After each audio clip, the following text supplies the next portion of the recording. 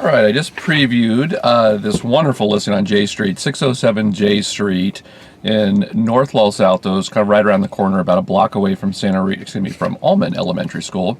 Wonderful lot. Now, what I love about a street like J is that basically the whole entire street was cut up into big lots. So you have some wonderful houses on it that have been rebuilt. Whenever you find in Los Altos big clusters of large lots, almost always there's then lots of teardowns over the last decade, because that's a highly desirable area when there's so many of them in a row that are so big. Now, this is a 3-bedroom, 1-bath, very rough original ranch house. It's actually, it's in good enough condition that I think some people certainly could rent it. I don't know if a lot of the clients, frankly, that are going to, build on this lot would actually live in it.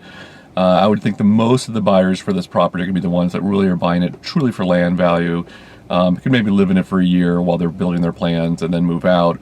But there's going to be probably the biggest demographic here will be people who will just, be renting a nicer house while they're doing their plans and building on this lot.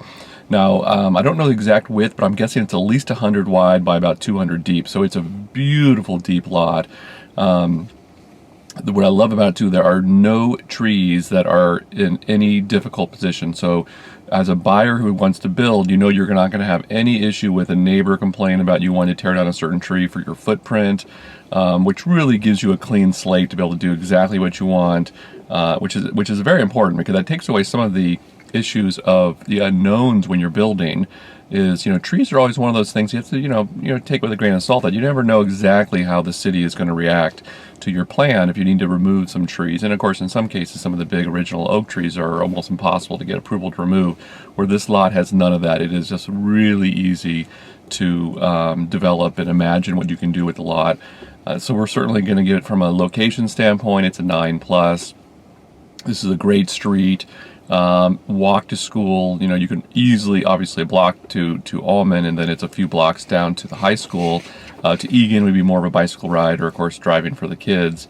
Value, this is I would say this is the teaser rate at $1,998,000.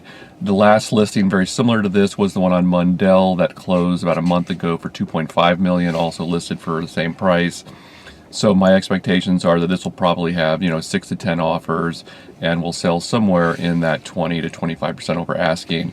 So certainly the value's there. Remember, there's more people. Interestingly, after you put another $1.5 million into this property and you have $4 million into it, there's more buyers for that $4 million house on that lot than there are for my listings in the hills that are $4 million, which is, I think, very interesting. That there's just simply a demographic issue these days where more families want to be on these huge lots in Los Altos versus in a bigger lots up in the hills, which is very fascinating. So this lot, by the way, is listed by Coldwell Banker. I'm David Troyer with Intero. If I can be of any help to talk about what it takes to build in Los Altos, please just let me know. Thanks.